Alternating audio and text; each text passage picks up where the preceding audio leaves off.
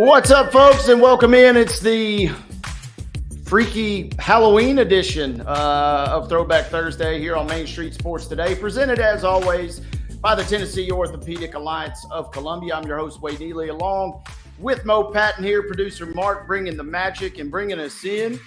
Mo, are you there this Thursday? I don't know. Can you hear me? We hear you, brother. Okay, cool. Mo is in the house. He's ready to rock. Well, I'm in the house. I don't know that I'm ready to rock, but we're going to try to get through this Throwback Thursday as best we can. Had some technical issues there that maybe we have overcome, but yeah, I like the Halloween motif, Mark. Good job, man. Good stuff. Wade, are you Pooh? What are you today? Pooh Bear in the house. Yeah. Okay, that's kind of what I figured. Nice. All right, out in the 100-acre wood of Pulaski. We are coming to you from the Lee Company studios, and again, glad to be with you here for the next couple of hours. I am particularly glad to be with you here for the next couple of hours, and that you can hear me. So, going to be bringing you sports talk of local, regional, and national import, and looking forward to doing so. In hour number 2, we'll be joined by Ben Arthur of Fox Sports, talking a little Titans, a little AFC South. In our next segment, we will be joined by Green Hill football coach Josh Crouch, whose 9-0 Hawks will host 9-0 Mount Juliet for the Region 4 6A championship tonight. Little crosstown rivalry there, and obviously a high-powered matchup there. So we'll be talking to Coach Crouch in Coach's Corner, presented by 10 Pin Alley in the next segment. It is Throwback Thursday. We'll be throwing it back to a recent conversation that we had with Dr. Alan SILLS, Chief Medical Officer of the National Football League, and looking forward to revisiting that. We'll also talk a little World Series, obviously, since it's over. Not without some drama, I guess. Mm-hmm. And talking a little NFL, we got Thursday night football tonight. I'm sure Wade doesn't exactly want to be reminded of it, but it is the Jets and the Texans going at it up in East Rutherford later tonight. And we got some college football, got some hockey. So plenty to get to, and looking forward to doing so. Wade, I appreciate you bringing us in because, like I said, I was struggling. Hopefully we're past that at this point. Yeah, man, it's smooth sailing from here on out. We'll dive in. We'll get the candy handed out tonight. We'll get some region championships handed out tonight and tomorrow, and we'll catch a little other sports ball in between now and then. Sports ball, I like it. Absolutely. Let's go ahead and get started with yesterday's results and today's schedule on the rundown. This is the rundown. Let's kick the rundown off by winding it back to Wednesday. And light schedule last night, but some scores of interest. And so we'll dive into those right now. NBA action, it was the Nets defeating the Grizzlies. 119-106 was your final. Tough loss there for the Grizz. More on them later. Women's basketball action as UT Martin picks up a 71-40 victory over Trevecca. Good win for the Skyhawks there. And as Mo mentioned a moment ago, Major League Baseball, the Dodgers cap it off with a crazy game. Wild finish. Wild night on the base pass. Halloween came a day early for the Yankees in the field. And so the Dodgers win that game 7-6.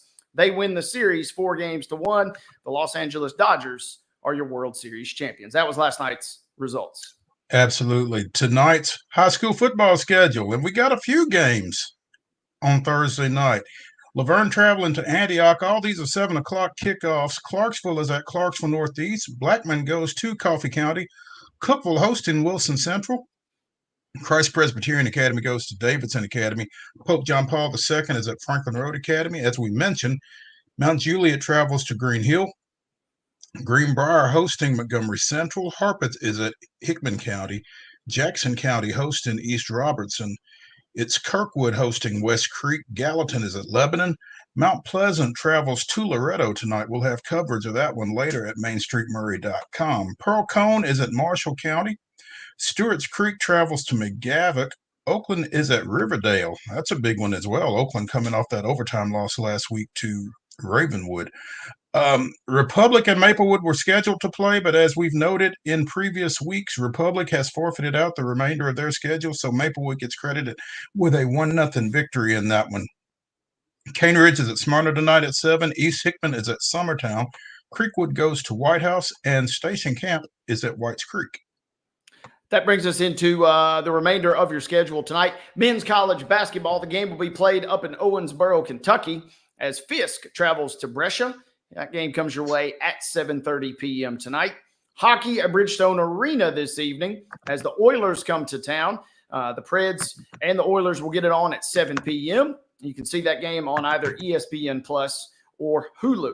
At 7 p.m. tonight over in Memphis, the back-to-back Grizzlies will look to put last night's loss behind them, but they welcome the Bucks to town again. Memphis hosting Milwaukee tonight. 7 p.m. will be your tip-off time. NBA TV and FanDuel Sports South will be where you can see that contest. And as Mo mentioned a moment ago, the Texans are at the Jets on Thursday Night Football. Game gets underway at 7:15 p.m., and you can see it on Amazon. That is tonight's schedule, and that concludes today's rundown.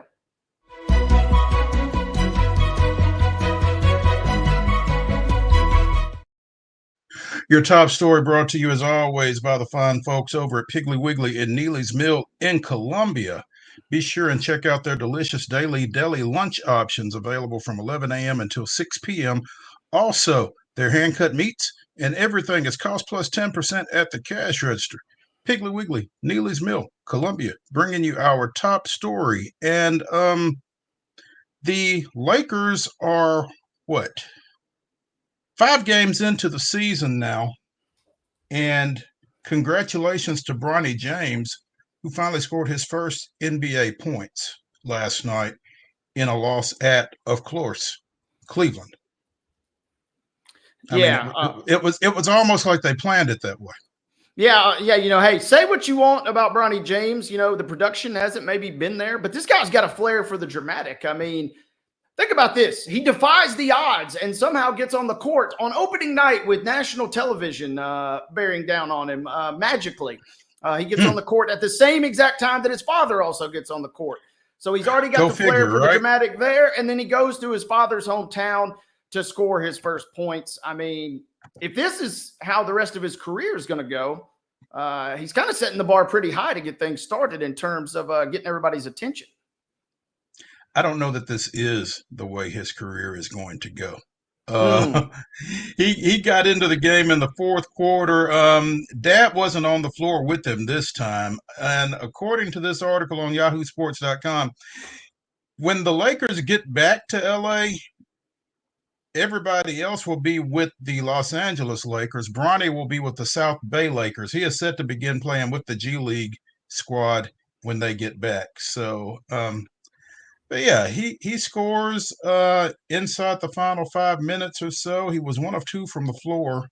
His other field goal attempt was a 3 that missed. But, like you said, he does have a flair for the dramatic, scoring his first NBA points where his dad played 11 seasons over 2 Cleveland Cavalier stays, right down the road from his hometown of Akron. So,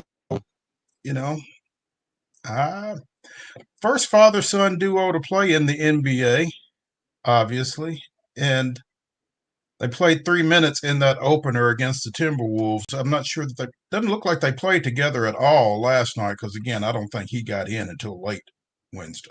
So yeah, cool moment for Bronny. Obviously now it's up to him. Now, all jokes aside, now the real work really kind of begins. It's going to be up to him to kind of and obviously the mercy of the roster. I mean, if there's not a spot, there's not a spot, no matter how well you're playing. But if you're Bronny, this is your chance to kind of, go down to the G League, as it all but assuredly is what's going to happen. And then, kind of put in the work and try and grind your way through the first year of your professional career. Yeah. And obviously, Bronny James aside, that work is going to be kind of an uphill battle. It didn't look like anybody else was going to draft him other than the Lakers. And clearly, the jury's still out as to whether or not Bronny James is an NBA player. Yep. And, there was a lot of chatter, to your point that, if the Lakers didn't take him, nobody else likely would. Would he have even got a G League deal? Who knows? I mean, it'll be fascinating to see kind of how it plays out, in a perfect world.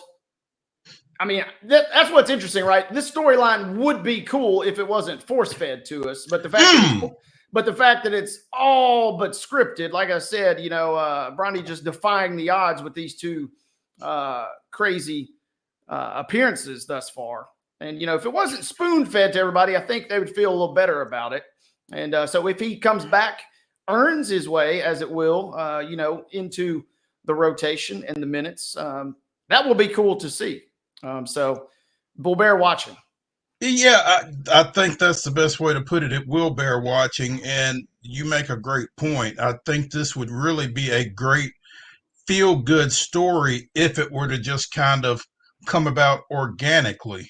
But the production of it really kind of takes away from it, really. It's like, okay, can we get this over with? Okay, he got his first points. Awesome. That's fantastic. Now, can we move on? And, for some of us, I imagine there are those that feel like we're being spoiled sports and that kind of thing. But the reality of it is he's not that great. So, yeah, let's kind of be done with this until he actually proves that he deserves the run that he's getting at this level. For sure. I mean, like you said, last Tuesday was a glorified photo shoot for LeBron and his family. Now that they got that photo op out of the way, the next real hurdle was getting young Bronny, some points just to say he has scored in his NBA career. Now that that's out of the way, we'll see what happens. Hey, speaking of scoring, by the way, 22 minutes last night. Dalton Knecht is up to third in MVP odds. He had 18 off the pine for the Lakers. Even though they got blown out, the Cavs are undefeated. They're a really good team in the East. Decent effort there for the first round selection of the Los Angeles Lakers. The first round selection. Who they finally got his number right. Knecht 4. They got him loaded up on Knecht 4. And I mean, he only goes 2 of 7 from downtown last night, but still gets 18. Some of those minutes were obviously when the game was pretty lopsided. And that, everybody obviously is going to gravitate toward the Lakers side of this. But I'm here to tell you, Cleveland is going to be a force in the East. May not be able to overtake Boston, but they're going to be right in the thick of things. Look for them to finish in that top 2 or 3 by the time the Eastern Conference is finalized this year. Okay. All right, Mr. NBA aficionado Winnie the Pooh. Hey, we're going to take a break here from the Lee Company Studios on Main Street Sports Today, presented by the Tennessee Orthopedic Alliance of Columbia. When we return to the Lee Company Studios, we will be joined by Green Hill football coach Josh Crouch. They got a big game tonight. We're going to talk about it. Stay tuned.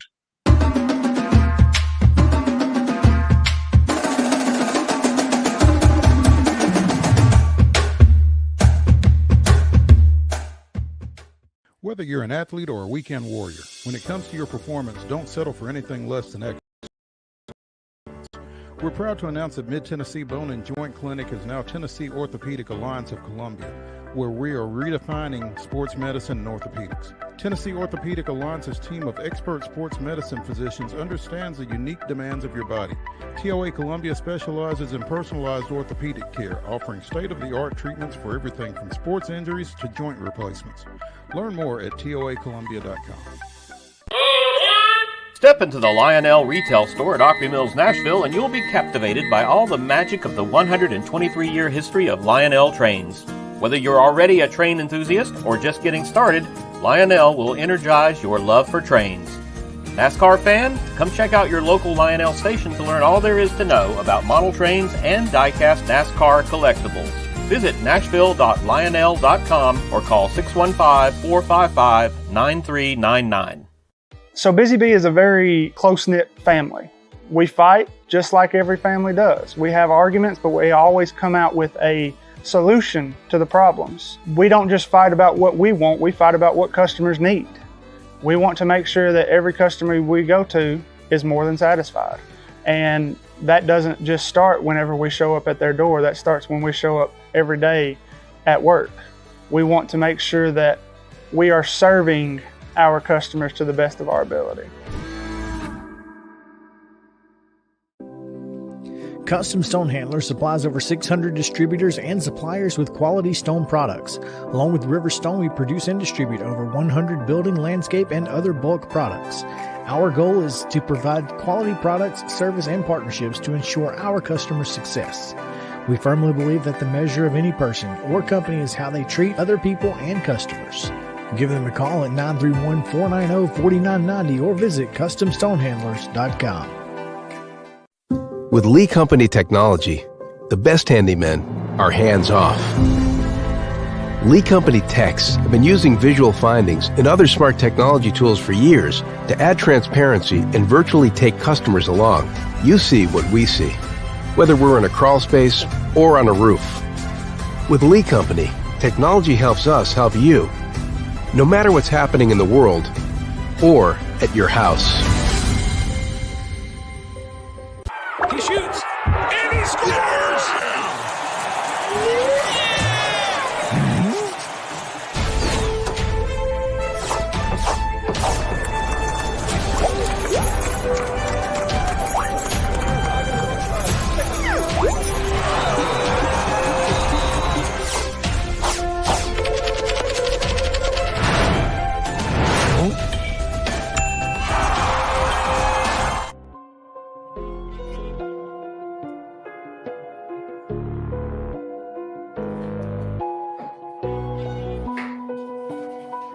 Welcome back into the Throwback Thursday edition of Main Street Sports Today, presented by the Tennessee Orthopedic Alliance of Columbia on Halloween.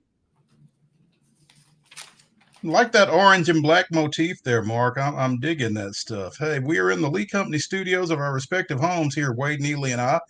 And we are joined now on Coach's Corner, presented by 10 Pin Alley, Eat, Play, Party, by Green Hill Hawks football coach Josh Crouch. This program is in its 5th year of varsity play, and they're getting ready to play for a Region 4 6A championship tonight when crosstown rival Mount Pleasant visits the Hill. Coach Crouch, thanks for taking some time with us this afternoon. Yeah, bringing in Mount Juliet tonight, and it should be a big crowd, big crowd, and big game. Now, what are y'all doing for trick-or-treaters over there tonight? I mean, are y'all putting out some candy or anything? Or are you just asking them to just wear their costumes and come to the game, or what's up with that? No, so we've got right behind the stadium, directly behind the home stands, there is a CTE parking lot of about 60 parking spaces. We'll have one truck or car in each one of those spaces, and we'll have trunk or treating going on right behind the football stadium for anybody that wants to come. All ages are welcome. We'll have various amount of groups working out here: baseball, softball, FCA, FFA. All of the clubs will be out giving out some candy. Our quarterback club will be out giving candy. That's going to start at 5:00, and then we're going to have shuttles going on at campus as well to bring people from parking over if they want to park a little bit farther away, and then get dropped off at the trick-or-treating spot. Sounds like y'all have got everything taken care of, and I guess you've got a few tricks for Mount Juliet tonight, and hoping to get a treat at the end of the evening. Is that fair? That's fair. Yes, that's fair. We're hoping to have it's 2 really good teams, in one city, so hoping to have a fun football game. And I guess it's kind of interesting because the formation of Green Hill, initially, I guess all of those kids are gone at this point, but a lot of kids came from Mount Juliet, I guess, right? Yeah, when we first opened, that was about where we split. Now, if they elected in the if they wanted to stay and they were currently already on the football program, they could stay. And we started working with eighth rising ninth graders as going to their zone school. But we're an open zone school district in Wilson County. So the majority of those kids that started at Mount Juliet had the opportunity to finish if they wanted to. And now that the split has happened, our first 4-year senior class graduated last year. So pretty much everybody else that is moved on is no longer a part of being enrolled in the actual school building at Mount Juliet High School. Coach, I got to ask you, obviously the rivalry aspect is tremendous. The records are tremendous, but talk to me just real quick, man. How describe your effort last week to beat a really good Cookeville team just to get to this game, because the kids had to be already kind of looking ahead, but you had a really, really tough foe last week as well. Yeah, we try to tell them, hosting the home playoff game was the most important thing for us at the beginning of the year. We haven't done that yet in 6A. Last year we finished third and went down to Riverdale. So our first goal was to host a home playoff game. And we knew that if we were in the conversation of hosting a home playoff game, we had the opportunity to win the region title as well. So we tried to hammer in beating Cookeville just because it's a region opponent. It was going to provide us the opportunity to host a home playoff game, and that is a really, really good football team that Cookeville has, and really strong quarterback, really good running game. So it was a good, really physical test for us going in. What we have now called the last 2 weeks was really playoffs for us, being able to non-region game. If it's a 3-way tie, region or non-region opponents come into play. The next week was Cookeville to host a game, and now this week it's win and be the region champ, and now we're talking about playoffs now the next week. Yeah, a lot of teams have had to approach that. Some teams have the last 2 weeks been fighting, maybe just to stay alive or to get in the playoffs. But I mean, it's crazy how the season has unfolded these last 2 weeks in particular, that you guys, like you said, basically had a region semifinal last week in many regards. And now this boils down to the schedule makers. I don't know who they are. I might have an idea, but the schedule makers know what they're doing to build the drama, right? Yeah, I mean, it's for some reason now this is 3 years in a row. It's been the last game of the year. So, maybe it stays that way. I'm not sure what the new regions will look like with the new districts being drawn up, but it's always something, our community, our city is looking forward to for week 11 to be able to host either at their place or at our place. Is a huge city event, and Mayor Cup and all the media stuff that goes along with it. We're hoping to continue that that event for our community going forward. Josh Crouch, Green Hill football coach, joining us here on Coach's Corner on Main Street Sports today. Coach, it's kind of amazing the level of success that you guys have had with your football program in this short period of time. I mean, again, 2020 was your first varsity season. Y'all went 11-2 and 21. Have been to the playoffs each of the last 4 years, I guess, headed that way now. But what do you attribute the early success of this program to? I think anytime you have success, it's a lot of people that are not visible. Our administration, our athletic director, managers, people that are a part of our program that help on the administrative side has definitely been a place. Honestly, I have not worked at a place that is that collaborative across all men's sports and all sports in general. So I think it's a little bit of a tip of the hat to our athletic director, EJ Wood, allowing us to do some of the things we do. And, the second part of that is we've got to hire great coaches, and we have a good staff of men that have been here for a while and now are consistent in the ways that we do things. And anytime you keep a long period of tenure together with the same men, I think that leads to success. And then lastly, I think the kids in this area are very resilient. They will compete in if you put checkerboard in front of them, they're competing. So I think if you talk about a Green Hill football player, I think it's just the ultimate competitor, and being that coach, for them. You know, I'd try to provide that as well as being a really strong competitor in everything we do. So I don't think it's much to say of what I or we are doing. It's more of the community and really bought into football. This area really loves it. Youth League is strong. We started one of those in 21. We got 4 teams playing in the semifinals this weekend with the Youth League. We got a middle school that was 6-2. And now we've got the high school team that's starting to roll now and starting to get off the ground and get rolling. So it's a really strong area for football and one that I'm really fortunate to be a part of. Yeah, you talk about those kids. Tell us who some of those kids are who have been so key for you this time around. I think I remember one because I saw you guys last season over at Summit, and I think this kid was an underclassman at the time. But Cannon Burrows is the big wideout for you. Is that No, right? Is he still with you?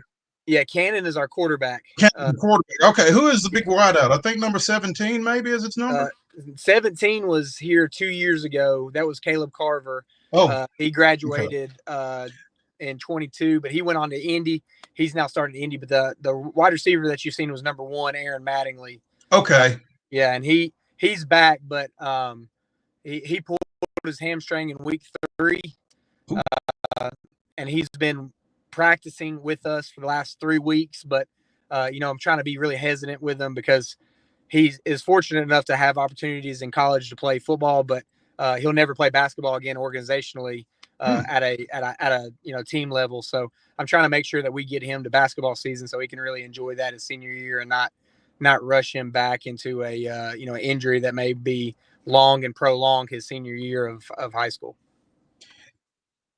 Big rangy kid. I mean I'm sure that's taken and had an impact on your offense. Not greatly because you're 9-0, but I mean, how have you managed to continue to be successfully, particularly on the offensive side of the ball, without him, being sidelined? And Aaron was, his 950 something yards receiving last year. I think he had 17 touchdowns. So that was a large part of our offense that was coming back that was gone. Not only did we lose him, we lost Luke Parton at the beginning of the year, who was our starting tight end. And losing those 2 guys at the beginning of the year, we had to readjust some things. But our offensive staff and Coach White, as our offense coordinator, is as good as they come. He is very fluid. He's knowledgeable in a lot of different schemes. So whereas last year Cannon wasn't much of a running threat as a sophomore, this year he's piled up, I think, 970 yards rushing. He's thrown for, I think, right at 1,800. With 23 total touchdowns as a quarterback. And I think that has been the change from us last year to this year, is we're able to divvy it out a little bit more and have a quarterback run game. And then Nick Owens Jr. has kind of been our Debo Samuels. He's played running back. He's played receiver. He's played slot receiver. He's played punt returner. He's our holder. He does everything for us. So he's been one that's had a really good year and kind of our X factor on offense. Looking at these points that you put up again, you're not missing Mattingly a great deal. 41, 44, 52, 43, again, 28 last week against Cookville. Being able to spread the ball around, I guess, is kind of a key in that type of success. Yeah, no doubt. And receivers have stepped up with Aaron being gone. It's Dylan Hawks and Dylan Shirley have stepped up big. Nick Moore had his first touchdown last week as a receiver. He stepped into that tight end role for Nick, and it's really been just next man up. If your number's called, we had a sophomore now at running back. His name's Zach Cartwright, and he's been really good as the middle of the season came along. He started to develop a little bit more in our offense, and we've just tried to, something's going to happen in high school football. We just try to keep coaching our kids, and next guy up, and Zach and them have done a really good job of calling the offensive scheme, and we've been fortunate to put up some points, but tonight's going to probably be our biggest test. Cookville was really, really good on defense, and tonight's going to be one of our biggest tests, I think. When we look at our season, look back at it, is if we can score on them, we feel pretty confident going into the postseason. Coach, I was going to ask you about that too, because we've talked a little bit about your balance on offense. But you guys had over 300 rushing yards last week, as you just mentioned, versus a really good Cookeville defense. And you even told reporters after the game, that you played well in all three phases. I guess having said all that, what is something that you'd like to maybe see a little more out of tonight, or what will be maybe an X factor in your mind tonight? Well, when you look at Mount Juliet, they've got a FBS type quarterback. So the secondary's got to be on their P's and Q's all night. Can't get kind of lazy in the back end. They've got another FCS type running back that's back there. So we've got to tackle the football really well, play good complementary defense tonight, and run into the ball. But the things I would like to see improve is our special teams. Our kicking game has been pretty strong throughout the year, and it's something that we put a big emphasis on is our special teams. But we've got to be the year that Mount Juliet beat us, we gave up a kick return for a touchdown and a blocked field goal for a touchdown. So those are the things that you can't have in these type games and win. And so we've got to make sure that the third phase is beneficial for both the offense and the defense. Coach, 5 shutouts. Only one team has scored more than 14 points against you. I mean, if it becomes a defensive ball game, you kind of got to like your chances with that as well.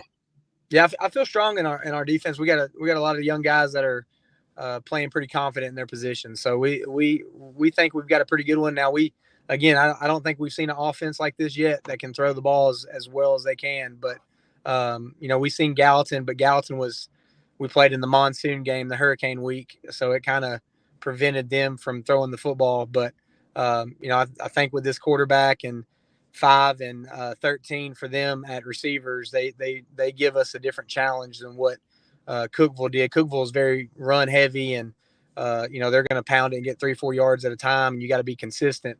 This team can make a touchdown on deep ball or play action pass if you're not sound in your defensive front. Josh Crouch, Green Hill football coach, joining us here on Main Street Sports today, presented by the Tennessee Orthopedic Alliance of Columbia. He's with us on Coach's Corner, presented by 10 Pin Alley, Eat, Play, Party. Coach, we appreciate you taking some time with us, man, and good luck to y'all tonight and obviously beyond. I mean, tell me this before you leave, though. What in such a short period of time would a 10-0 record in, the 5th year mean to this program? I mean, in general, I think there's been 5 football teams in the history of Wilson County public schools that have had a 10-0 season. So if you look at the scope of where all of Wilson County football has been at, to be one of those 10 teams or 5 teams that have a 10-0 record in our 5th year of existence, I think is something that our kids and our program can talk about for a long time. So, we're trying to steadily build tradition, and I think this step goes towards that that step of putting our program to where hopefully we're getting there to where we're a respected program across the state, and one that that is going to do things right, and the kids are going to play hard. I know that you and Jamal Stewart are close. Yeah, that's my buddy. That's my guy. Have y'all been chatting much? He's run into a tough second half of the schedule down at Centennial. Has he cried on your shoulder a little bit? He ain't got to cry on mine. I call him for more advice than he calls me for. I promise you that. He's had some injuries that's kind of prevented him from some things, but no, I'll call him. I actually texted him a little bit today, just telling him good luck tonight. So good dude and good friend of mine. Great. Well, hey, continued success for both of y'all. We appreciate you taking some time with us this afternoon, and we'll catch up with you. Thanks, guys. Appreciate y'all letting us have Coach. All right. Hey, before we get out of this segment, we've got some awards that we need to present. Our Custom Stone Handlers Team of the Week, snapping a 3-game skid last week with their 35-6 win over at Hickman County on Friday night, is the Mount Pleasant Tigers. Again, Mount Pleasant improving to 6-3 on the year and keeping themselves in the mix for potentially a home game to open the Class 2A state playoffs with that win over at Hickman County. They travel down to Loretto tonight. Again, we'll have coverage of that at mainstreetmurray.com before the end of the night. But The Tigers, our custom stone handlers in to win life team of the week. Besides the military, there is no better team building effort than sports. Custom stone handlers invites you to get in the game. Our Tennessee Orthopedic Alliance of Columbia Athlete of the Week, Columbia Academy senior quarterback Stephen Neves, who completed all 11 of his passes for 236 yards and 3 touchdowns, also ran for a score as the Bulldogs defeated Mount Juliet Christian. There we go. They defeated Mount Juliet Christian 42-7 last week, coming off of an open date. So big night for Mr. Neves. They'll need another one from him tomorrow night as they travel to Grace Christian to close out the regular season. But Columbia Academy senior quarterback Stephen Neves, our Tennessee Orthopedic Alliance of Columbia Athlete of the Week. Congratulations to him. And again, to the Mount Pleasant Tigers as well. Let's take a break here from the Lee Company Studios on Main Street Sports Today, presented by TOA of Columbia. When we come back, we'll talk a little World Series. Stay tuned.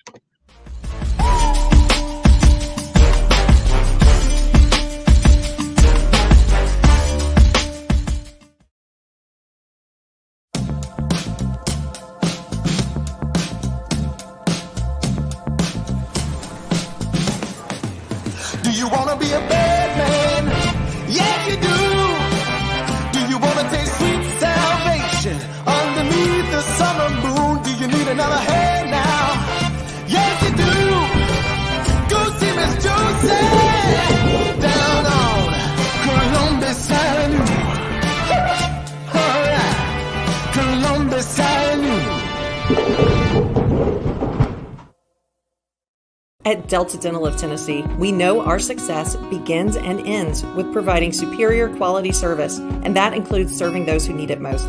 This year, we're celebrating 25 years of giving back to the community we call home. Delta Dental, along with our Smile 180 Foundation, supports Tennessee's dental colleges and oral health education, children's hospitals, free and reduced cost dental clinics, and other like-minded charities. Here's to the next 25 plus years of ensuring healthy smiles. So Busy Bee is a very close-knit family. We fight just like every family does. We have arguments, but we always come out with a solution to the problems. We don't just fight about what we want, we fight about what customers need. We want to make sure that every customer we go to is more than satisfied. And that doesn't just start whenever we show up at their door, that starts when we show up every day at work. We want to make sure that we are serving our customers to the best of our ability.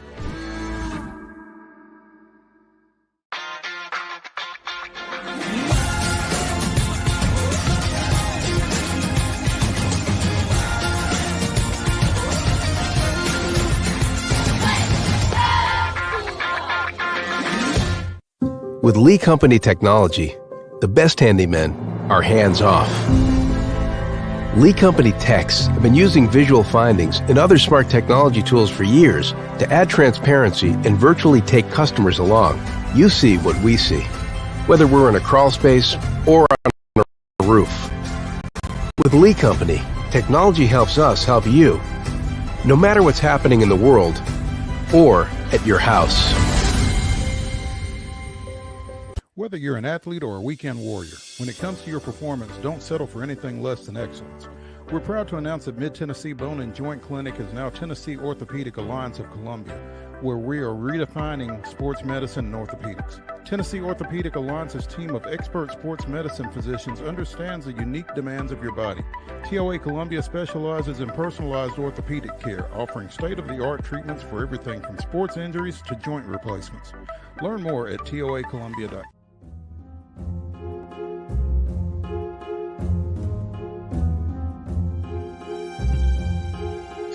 Things got a little spooky for the New York Yankees last night, particularly in the fifth inning, when their leather turned to iron, I guess. I don't know. They had 3 errors in a 5-run fifth inning, spoiled a 5-run lead, and eventually fell to the Dodgers 7-6 last night as the Dodgers completed the gentleman's sweep, as Wade likes to say, of the World Series, winning their 8th and they're second in 5 years. 3 errors in 1 inning. That'll get you beat. That'll get you beat every time, and painstaking for the Yankees, who were so close to sending it to that game 6. And I was watching this game last night. We went to get in the spooky mood. We went to go see the 76 version of Carrie at the Belcourt last night. We're at the restaurant right beside. We're watching the game, and the Yankees are absolutely rolling. They're up 5-0. We pay our bill, and I checked my phone one last time before we go in the theater, and it's 5-5. And I'm saying, what on earth happened? And what happened is what you just described. Judge, a little miscommunication, if you will, in the infield, and just some flat-out nerves got the best of the Yankees. And really kind of a summation of the whole series. They weren't prepared really at any stretch in this series to give the Dodgers a run for their money, and it all came kind of crashing down in that 5th. Yeah, and it was tough, man. I mean, that was Aaron Judge's first error of the year when he just misplayed that fly ball there that kind of opened the floodgates. Volpe just had bad footwork on that ground ball into the hole and tried to make the play at third and just didn't make a very good throw. I think if he stops and sets his feet, he's got a shot, because Jazz almost came up with the throw, wasn't quite able to do so because it was off the mark. And then, there are those that say that Anthony Rizzo should have just taken that ground ball and gone to the bag himself. I'm in the camp that anything hit to the right side, if you are a pitcher, if you are a major league pitcher, you need to be breaking to the bag. I think that's Garrett Cole's botch right there, but there are those that would argue with me, and I'm not going to argue, but that's just kind of my opinion. But yeah, that's kind of where the wheels fell off, man. And Freddie Freeman did not hit a home run last night, but he drove in a couple right there to kind of cap that rally, and everything from that point was rolling in the Dodgers' direction once again. Yeah, and the Yankees, they get the run back and they get it, momentum back on their side briefly in the 6th, only for things to come. Man, I mean, talk about torture.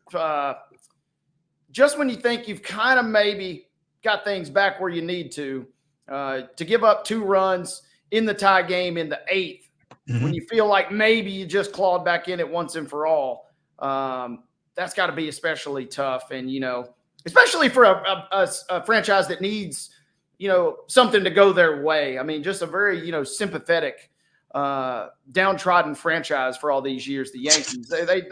They couldn't catch the break that they needed right there at the end. So you got the old evil empire, and now with 2 titles in the last 5 years, you got the new evil empire. The new evil empire, exactly. The Dodgers said, hey, you kind of maybe showed us how it was done. Now let us show you how it's really done. Yeah, and there's some projections. I mean, they are already favored to win it in 25. So I mean, the evil empire may not be that far off, to be honest. Again, Freddie Freeman did not hit a home run. His streak of World Series games with a home run stops at 6, but the folks that made this decision, I guess, took pity on him and named him MVP anyway. Yeah. What did I see last night? 35-1. 2 crazy stats in regards to betting I heard about Freeman on Scott Van Pelt last night. 35-1 on MVP, but also if you had bet $100 in game 1 for him to hit a home run and rolled it through the first 5 games, the number was astronomical. Like it was 300,000. I mean, it was just around $500,000 if you had taken the winnings each night and rolled it over. So if you did that and went for one last gamble last night, yeah, you came up empty and you're out $100 today. But you cannot take the MVP away from Freeman. Again, from the opening night, it was kind of it was his to lose. Mm-hmm. And not only did he not lose it, he expanded that case. And one of the wilder, more dominant MVP performances we've seen in a World Series in a while. Yeah, he opened with the first walk-off grand slam in World Series history, finished with 4 Yeah. home runs, 12 ribs. So, I mean, congrats to him. But Matt Olson is still great. And as a Braves fan, we'll take him. Freeman went 6 for 20 with a triple, 4 home runs, 12 ribs, and 1 strikeout. Despite that ankle that, forced him to actually sit a game in the NLCS. So, kudos to him. Because, I mean, playing hurt is not out of his character.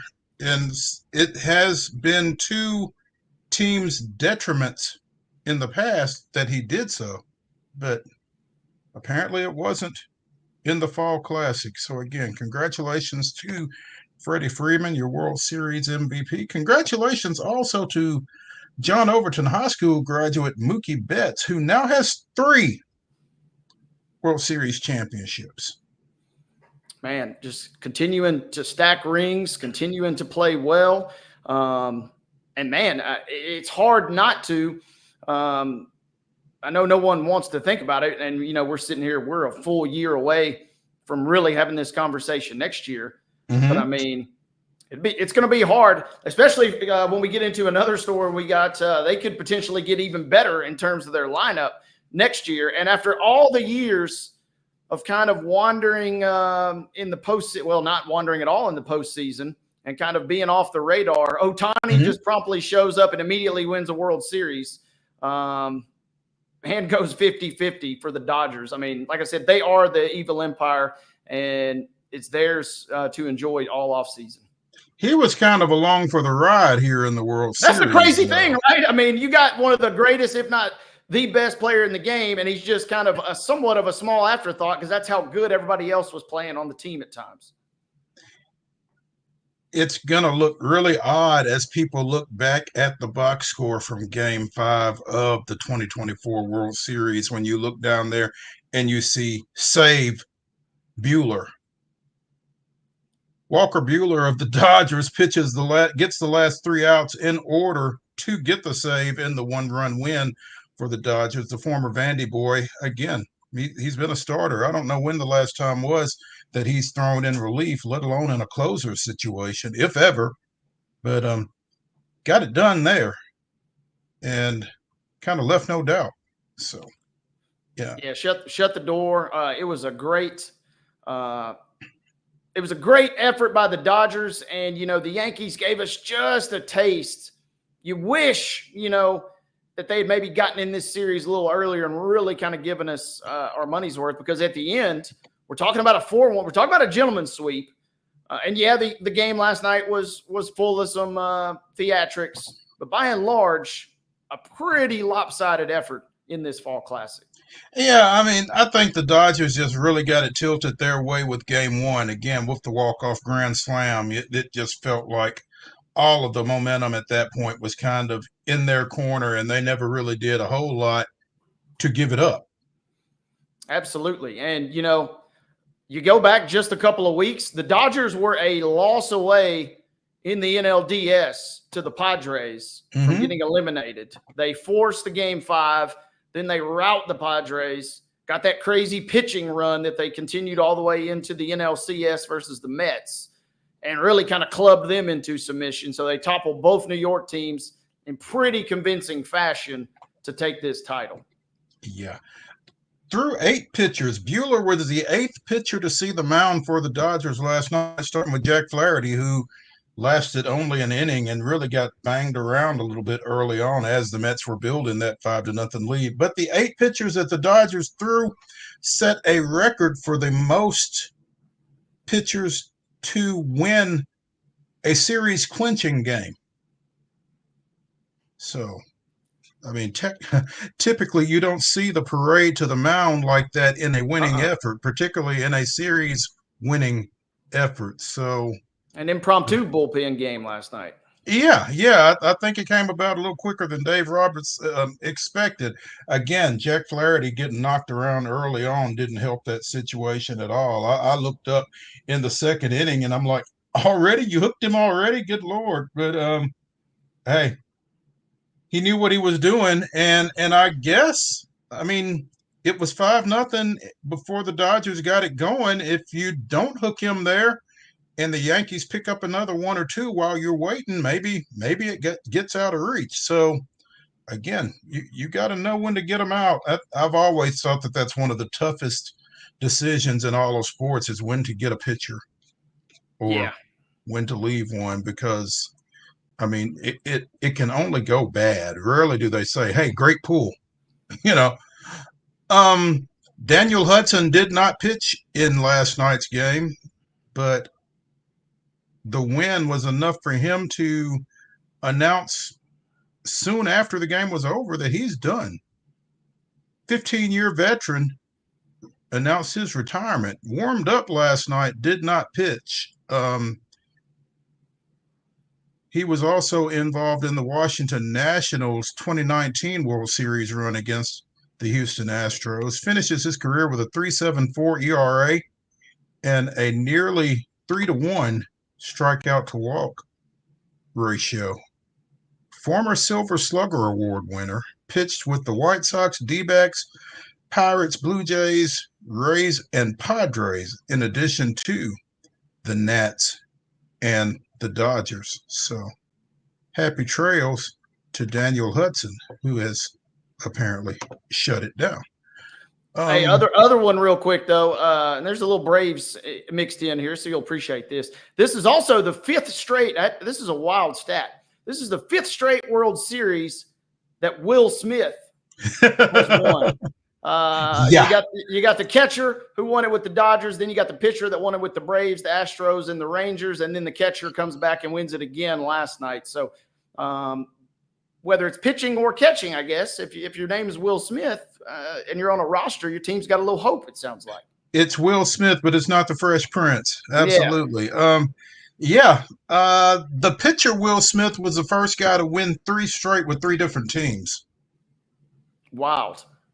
Very, very.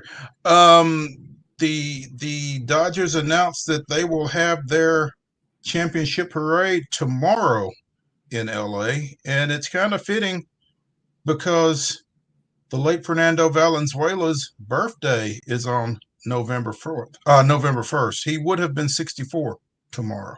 So I don't know if that weighed into the decision or if that was strictly coincidental, but it's a nice little coincidence if it is. And if it was intentional, then good on them for doing so. Yeah, emotions will be all over the place, right? Both highs and lows as they pay kind of one last bit of respect there, but also celebrate the championship. And, obviously everybody would have loved for him to have been there. But if he couldn't and isn't able to, this is a really cool turn of fate, if you will. Absolutely. Hopefully the family will be involved in the parade in some yeah. kind of way. That'd be really cool. Obviously, talk has already turned to 2025, and one of the questions of 2025 is, where will Juan Soto be? He is a free agent as of now, and he's had back-to-back years with at least 35 homers and 100 ribs, and it has felt like to me that he's just kind of built for New York once he got there. And I don't think the Yankees will spare any expense in trying to keep him there. But he says, I don't know what teams want to come after me, but I'll definitely be open to listen to every single team. I don't have any doors closed or anything like that. So we're going to be available for all 30 teams. So, talk about a great situation. You're on the biggest stage. Everybody's watching what you have to say, thinking about the game, obviously. But then at that point, you get to announce, hey, whoever's going to pay me the most or whoever's the best fit, come on down. The Dodgers already got a massive payroll. Why not add even more? The Yankees, certainly. He could also go right across town, not even have to leave New York. There's another team with a massive payroll over there that needs some help. So someone is going to pay a pretty penny for his services. And he has been worthy of that big contract. But man, talk about a advantageous situation. And did you see too, he was the very last one. I don't know what to make of this necessarily, but he was the very last one in the Yankees dugout watching as the Dodgers are celebrating on that field last night. And, part of me wonders, is he soaking it in saying, one last memory here at Yankee Stadium? Or is he maybe looking and saying, enjoy it tonight because I'm coming for you guys next year? I mean, I can see either way because he is about to be paid in a big, big way. Well, is he saying I'm coming for you guys, or is he saying I'm coming with you guys next year? Hey, move it. Save room for me in the dog pile next year. We're just going to run it back. I'll be with you guys. There we go. Yeah, if you can't beat them, join them, right? Yeah. Hey, non-World Series news, as the Atlanta Braves made a move today, sending outfielder Jorge Soler to the Angels in exchange for pitcher Griffin Canning, who has spent his entire career in the Angels organization, 5 seasons, 25-34 with a 4.78 ERA. He is a former American League Gold Glove winner, won it back in 2020. Second round draft pick of the Angels out of UCLA in 2017. So I guess he figures as a potential starter. But with AA pulling the strings, he could also figure into another trade. So stay tuned. We'll see what happens there. But, Soler kind of, with people coming back from injuries and with Marcell Ozuna coming off the couple of seasons that he's coming off of, there really wasn't a place on the roster for Soler. And that's it's kind of unfortunate. I like him. But, he's a little limited defensively, as we saw over the course of this season. And, when he hits balls, they stay hit. But he was kind of a little inconsistent offensively, as were a lot of guys for the Braves this year. So hopefully things work out for him in L.A. with Wash and EY. So we'll see how that goes. Hour number 1 of Throwback Thursday is in the books here at Main Street Sports Today, presented by the Tennessee Orthopedic Alliance of Columbia. When we return to the Lee Company studios, we will be throwing it back to a recent conversation with Dr. Alan Sills, Chief Medical Officer of the National Football League. So stay tuned for that after the break.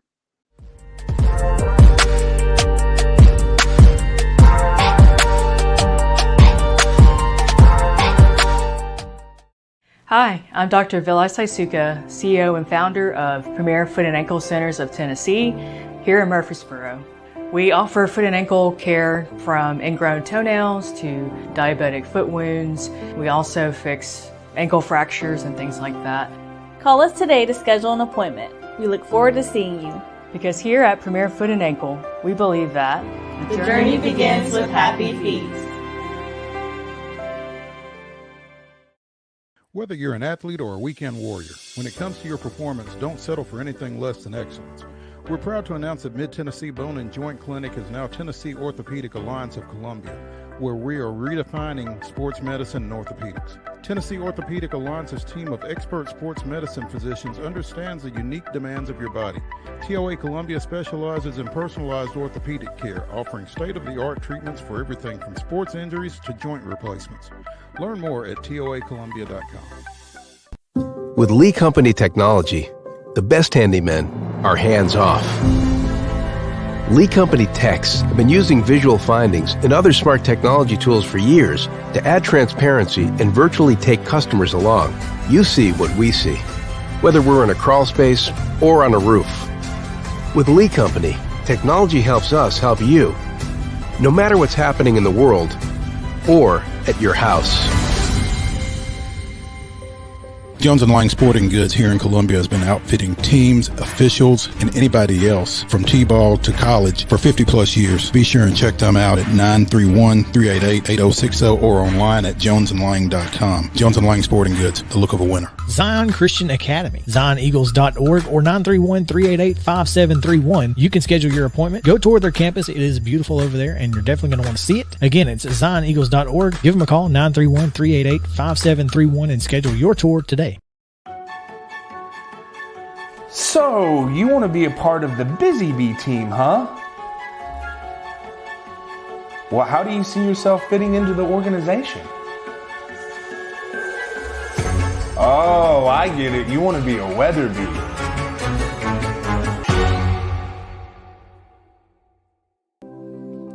Custom Stone Handler supplies over 600 distributors and suppliers with quality stone products. Along with River Stone, we produce and distribute over 100 building, landscape, and other bulk products.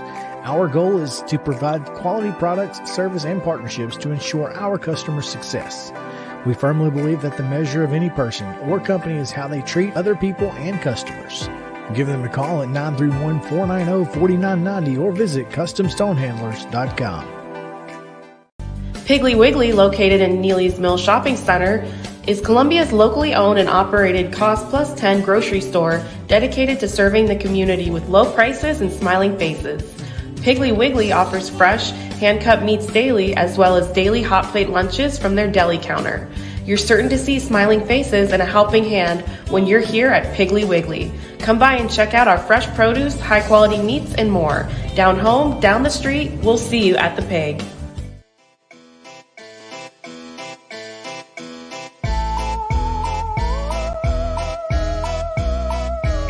Are pleased to be joined now by National Football League Chief Medical Officer Dr. Alan SILLS. And at this point, I should probably explain, Alan, this is not Mississippi State. This is Main Street Sports Today. So wanted to straighten that out. How are we dealing with Jeff Lebby and the 1-6 Bulldogs right now? Obviously, it's always a challenge when you've got a new coach on hand, but, season's not over, still some games to be played. So Bulldog fans will be ever faithful there. I see you got your muted maroon and gray jacket on there, a little Mississippi State representation going on there. I can appreciate that. Hey, I don't know if you caught the tail end of our first segment, but we were talking about former Ensworth basketball standout James Wiseman tearing his Achilles a couple of nights ago. In your experience, what's the estimated return from something like that, particularly for a basketball player? Yeah, I think that's unfortunately pretty variable. It depends on the nature of the tear, sort of where it is in the ligament, and also complete tear versus partial tear. So I don't know enough about that one to give you a projection. What I will say is this. I think in years past, a lot of people assume that when you had an Achilles tear that could be a career-ending injury, and we do not see that being the case anymore. We see a lot of those players in multiple sports that will come back and play very effectively. Obviously, there's some high-profile folks in the NFL in that bucket. So I think that is an injury that's changed, as many things have, with better surgery, better rehab, and so forth.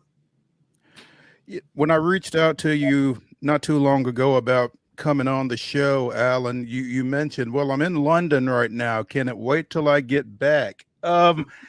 Obviously, you are back, but how long were you over there, and how often do you make those trips to the international games like that? Yeah, so I was actually overseas for about 3 weeks. And so that's a combination of staffing the games we have this year and looking ahead to next year. So I think folks are aware we had 5 international games this year, 1 in Brazil, 3 in London, and we've got 1 in Munich week after next, which I'll be going over for. But next season in 2025, we're going to be adding games in Madrid, possibly be in a different city in Germany, possibly 1 other city in Europe. And then we're reactivating Mexico City, where we haven't been for a few years. So we'll be going to a total of 8 international games next year. So on the health and safety side, we're always working about a year in advance for setting those things up. Playing an international game is a lot more complex than most folks think. You don't just sort of show up with a bag of footballs and start playing. There's all the arrangements that you got to set up in terms of stadium and local arrangements and practice sites. And obviously for us on the health and safety side, we want to make sure that we can take care of any and all injuries that could occur in a game. I would imagine that would be the worst nightmare, to have something somewhat catastrophic go on at an international venue like that. Well, of course, we don't ever want to see a catastrophic injury, but they're great hospitals and great doctors all over the world. And so our work is just matching up with them and then helping them understand some of the nuances of American football. So I'll tell you a quick anecdote of that. We'll often go to these stadiums, which are of course, usually soccer stadiums, and we'll talk to the stadium paramedics and we'll ask them about removing players from the field, and we'll ask them to show us their equipment. And of course, they've got a stretcher that's, about yay wide and about 6 feet long. And we start to talk about the size of our athletes. And of course, the jaws kind of drop like, wait a minute, you've got to deal with people of what size? And so, those are just things that people don't think about, if they're not familiar with American football. Plus, they're not used to dealing with the gear. So they don't know how to take off a helmet, a face mask, shoulder pads. So it's been a learning process all around. But obviously, we've got great partners. And Marty, it's our job. And what I'm looking at doing is I want us to have the same level of care available wherever we're playing as if we were in the U.S. And I think our teams would tell you that's what we get to. So don't worry about those catastrophic injuries getting great care. We just obviously don't want to see them happen. Absolutely. And Alan, last year I got to go to London for the Titans game, and we saw Ryan Tannehill go down with that ankle injury there. But we also saw Jordan Love in Brazil, this year. Does there reach a point, is the best practice or common practice to get the athlete back to the United States as quickly as possible? Or, obviously in an emergency you'd operate there, but I'm curious, is there a threshold, or how does that process play out in terms of the care? Yeah, it's really specific to what the injury is. So obviously, if an athlete can defer and get treated back in the States by their standard care team, they're going to do that. So for example, if someone tears an ACL, you're not going to do surgery that night in any case. And so you've got a chance there to stabilize and then transport the athlete back home. On the other hand, if somebody has a collapsed lung, they can't fly back home. You've got to take care of that in market. Or one thing we saw a couple seasons ago that you're familiar with the Vikings, if a player has a fracture where they've got an open fracture and the bone's sort of sticking out, that's something you've got to deal with in market. So we're always trying to think and plan for both of those. But again, we want to make sure if there is a catastrophic injury, brain, spine, arterial injury, that we can provide that excellent, highest standard of care there in that city, so that we don't have to worry about trying to transport an unstable patient. Makes sense. And like Mo said a moment ago, that is, to me, seems like one of the nightmare situations. I'm just thinking if I suffered an injury internationally, healthcare jokes aside, in the United States here in terms of cost, that's a nightmare situation. But otherwise, it seems like you guys go to great lengths to specify and kind of see what's best for each athlete in each case, it sounds like, right? Yeah, we really do. And the doctors we're working with in those markets are taking care of the most elite athletes. So, for example, next year in Madrid, when you talk about Real Madrid, you're talking about one of the biggest and most well-resourced sporting clubs in the entire world. Those physicians, they're accustomed to taking care of highly paid, highly skilled athletes. And so, we do have confidence in that. And then one of the things we do that people may not be aware of, if a team lands in this country, let's say on Wednesday before the game on Sunday, we'll embed local physicians with them from the minute they land. That'll stay with them all throughout. So they really get to know and have some degree of confidence in those physicians. And of course, the team brings their own physicians as well. So I think for players, again, they have confidence in what's set up. They know that we work really hard on this, and we've had great experience there so far. Dr. Alan Sills, Chief Medical Officer of the National Football League, joining us here on Main Street Sports today. Dr. Sills, I know you'll correct me if I'm wrong on this, but it feels like watching games this season, we have seen more Guardian caps on Sunday afternoons, on Thursday nights, that kind of thing, than we have in seasons past. One, is that correct? Two, if it is, what would you attribute it to? Yeah, well, it absolutely is correct, because we've never seen them before this year. So it's the first time. Well, there you go. It's the first time we've seen them in game, really at any level above high school. There have been a couple of high schools in the country in the past 2 or 3 years that have used them in game, but there's never been an in-game usage, to our knowledge, in the college game or in a pro game until this year. And part of that comes out of the fact that we mandated them for use in practice for all players, other than kickers, punters, and quarterbacks who don't get hit in practice. So everybody had to wear it in practice anytime they put a helmet on, starting this year, 2024. Okay. The past 2 seasons, we've used them for some subsets of players. So I think, number one, Mo, you've got players getting used to it in practice and seeing how it sort of feels and what it's like to them. Number two, though, Guardian caps have been used in a college game for probably a decade. All of your major sort of Power 4 schools and a lot of other schools have been using them. And so players are sort of accustomed to using them, I think, when they come into the league. And so Again, some of them have elected to use them in game. And then the third thing is you're starting to see, I think, some players may be coming back from injury that are wearing them in those situations as well. So you don't always see it unless you know what to look for, because the players that wear them pull a little logo cap cover over the cap. So it looks sort of like a regular helmet unless you kind of take a closer look at it. Okay. I know I think Josh Wiley, the tight end for the Titans, is among the guys that are wearing them. Yes. Again, a pretty good bit. What is the threshold for who has to wear one versus who doesn't? Yeah, again, in games, it's totally voluntary. And the reason for that, we often get asked, well, why did you mandate it in practice, but you're not mandating it in games? And the reason is, again, what data we have. We just don't have any game data. We're trying to compile that. And of course, before you're going to make something mandatory, you want to make sure not only that it's efficacious, but there's not a downstream negative effect. So on the contrary, we've got about 10 years experience, as I said, in practice situations, plus in the NFL, we've been using it for 3 years. So that's why we expanded the mandate. And the real reason we expanded the mandate in practice is what the data told us. For 3 years now, we've seen a 50% reduction, 50% drop in concussions suffered in preseason practices from the players wearing the Guardian cap compared to what they historically had in the 3 previous seasons prior to using it. And that's a magnitude of an effect that's been pretty hard to ignore. We've seen it ourselves 3 straight seasons. The Canadian Football League saw the same thing. So, we felt that data was a little too compelling to not act upon. I thought I read somewhere that wearing one reduces your odds of getting a concussion by 10%. And if you're hit by someone wearing one, it reduces it by 20%. Do those numbers sound right? It's the right number, but it's the wrong metric. It's not risk of concussion. It's how much force gets transmitted through the helmet. So we test these in the laboratory, put them on a helmet, test them, take them off, hit the helmet in the same way. And when the Guardian cap is on the helmet, the force that gets transmitted through the helmet to the brain is reduced on average 10 to 15% by just the one cap. If 2 players wearing them collide, then it becomes additive, and you're talking a 20 to 30% benefit. So it's force reduction, which obviously we think helps with concussion reduction, but we wouldn't say that it's quite, that linear relationship. Okay. All right. And that's the difference in a layman such as myself and someone who is well skilled in this area such as yourself. So thanks for clarifying that and getting me straight. Dr. Alan Sills, Chief Medical Officer of the National Football League, again, joining us here on Main Street Sports today, presented by the Tennessee Orthopedic Alliance of Columbia. Alan, all of that said, and again, you all can't mandate it, or you're not mandating them for any threshold at this point. And I know you're not going to address specific situations, so I'm not going to ask you. But if you have someone who has had a history of concussion, say 3 over 2 years in the National Football League, just quarterback X, we'll say, why would you not wear one?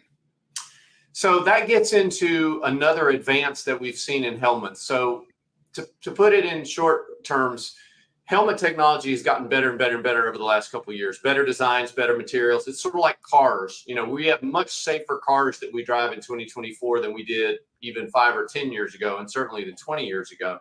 So as these helmets have gotten better, manufacturers have really learned, and they've tuned them to how people get injured. And so this year, in 2024, we actually saw 12 new helmet models introduced to the league. 12 is a really big number for 1 year. And 6 of those tested in the lab better than any helmet we've ever seen. They were the top of the best of the best.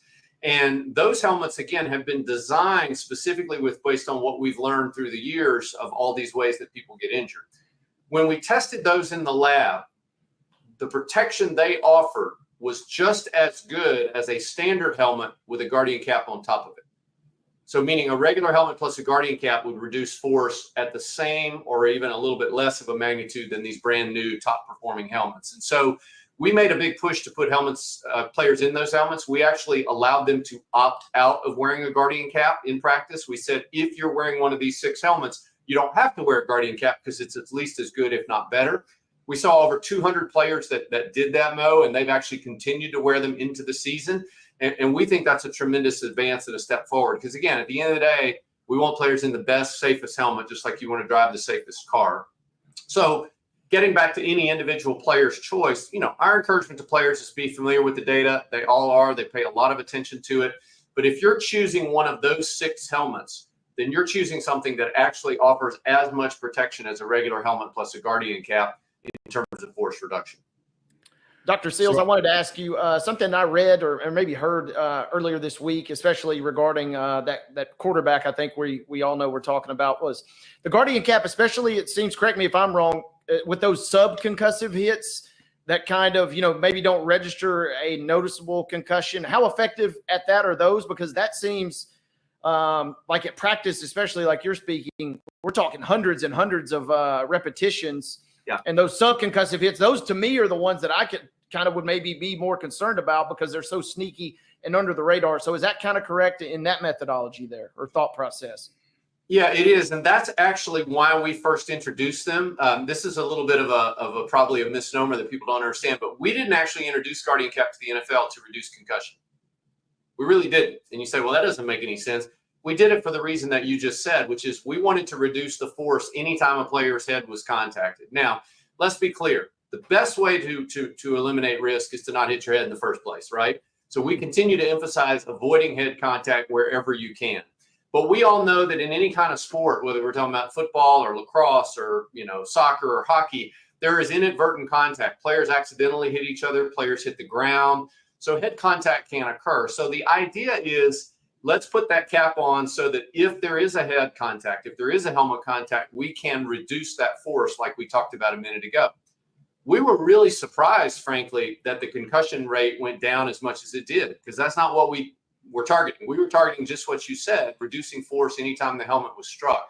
But it was pretty hard to ignore that number, so we did it again the following year. 2022, first year we did it in practice for certain players. Brought it back in 2023, saw the same exact thing, a 50% drop in concussion. So I do still think the primary benefit of the caps is that play after play contact, and particularly in practice.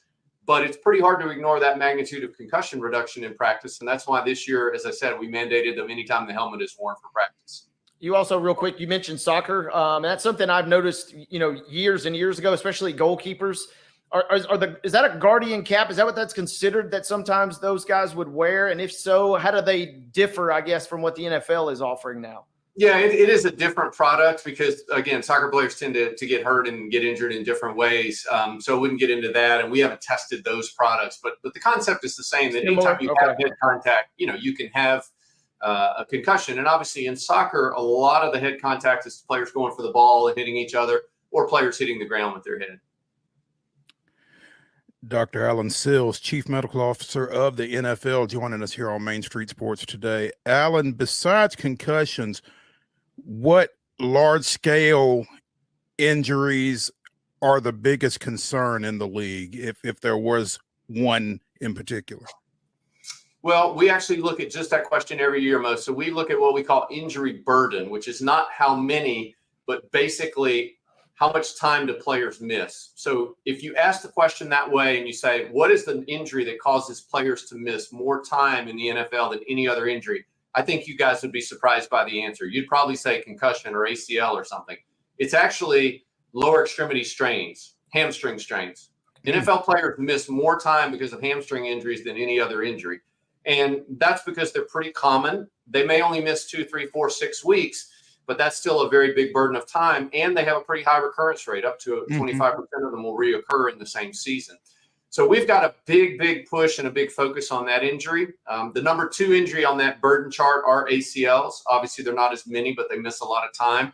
And if you look at the top 10, actually, I believe it's 8 out of the 10 are below the waist. They're lower extremity injuries to either strains, the knee ligaments, the foot ankle complex. Concussion is on the list, but it's about 6th or 7th, and then shoulder injuries get in there too.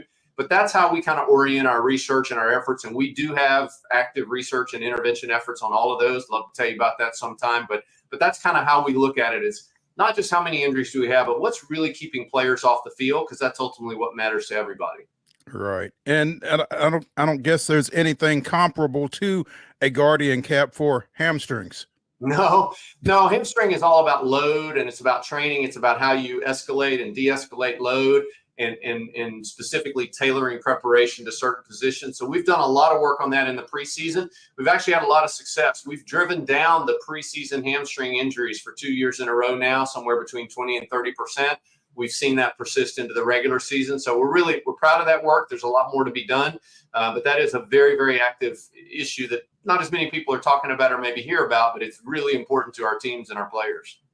Dr. Sills, I'm also curious, we're talking elite, the most elite athletes on the planet. So recovery is more important than any other athletes, I suppose. But maybe to what lengths can you expand upon the concept of recovery and how these athletes, man, it just seems like they are doing such a great job now more than ever of trying to prevent as much as they can by actively recovering in a productive manner. Yeah, everybody monitors load really carefully. So athletes might wear GPS tracking devices, not just in games, but in practice. So you know exactly how many yards, how many total yards, how many high-speed running efforts, how that's spaced out. And all that gets monitored on a daily basis. And we actually now have prediction tools that will tell you every day whether a player is, green, yellow, or red in terms of their risk for a soft tissue injury based on a bunch of metrics of how much load and how much activity. And so literally teams do look at that on a day-by-day basis, and they really try to adjust workload for players, whether, again, it's in practice or preseason. And that science is continuing to evolve at just an incredibly rapid rate. And by the way, it takes a whole village of people. That's not just coaches or strength coaches, but it's the athletic trainers, the physician, the sports scientists, the performance people, the equipment managers, the strength coach, the position coach. All of those people are meeting together and reviewing that data every day. And it's just a whole different world than it was even 10 years ago. Other quick question in regards to that recovery piece is that something that's offered to every team and then it's up to each team as far as how they utilize it? Is it mandated? Because it seems like we can certainly see some franchises using it more than others, and perhaps maybe that's why they're kind of the best of the best. So I'm curious how that is disseminated. Yeah, everybody monitors and uses it. Now, people interpret it different ways, but one of the things we've been able to do, again, that fans wouldn't know is all 32 clubs share all that data with us, with the league. We actually transmit it to a third-party company. We don't go in and look at it. So I don't go in and look at the Titans practice or the Steelers practice, but we send it to a bioengineering company and a data science company, and they take all that and they combine it together, because the reality is this: no one team has enough data to be able to take their injuries and marry it up against that performance data. But when we put all 32 teams together, now we can begin to understand it. So that's what we've done is we've taken the tracking data, the injury data, and video, and taken these consulting companies who put it all together, and then they bring back the observations to the entire league. Because I'm a big believer, Wade, that I don't think this is the secret sauce. You shouldn't have an advantage competitively just because you can keep your players healthier. We want to keep everybody healthy and then let that competitive advantage come from scheme and coaching and all the other things that happen. But we think that everybody deserves to get to the starting line with a healthy component of players. Dr. Alan Sills, Chief Medical Officer of the National Football League, joining us here on Main Street Sports today, presented by the Tennessee Orthopedic Alliance of Columbia. Dr. Sills is a baseball guy at heart. Yankees, Dodgers, who you got? Wow, you really put me on the spot here. I'm going to go Dodgers in 6. Dodgers in 6. Okay. All right. Sounds good. Alan, we appreciate it, man, and look forward to getting you back on again sometime to talk about some of that other stuff. Yeah, thank you, guys. Appreciate what you do and enjoy being with you, and enjoy the weekend. Thank you. You too. We'll talk to you. Dr. Sills.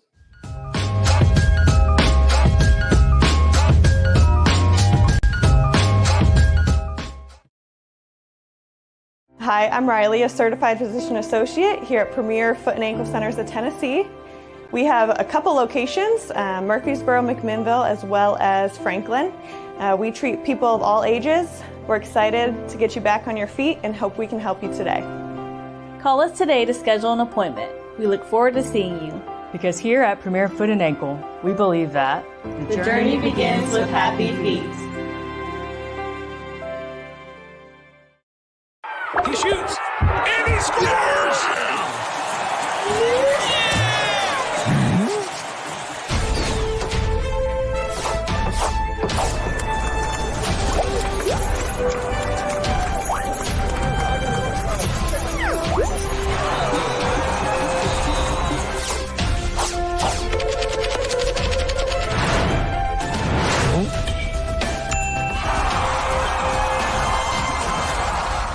Whether you're an athlete or a weekend warrior, when it comes to your performance, don't settle for anything less than excellence.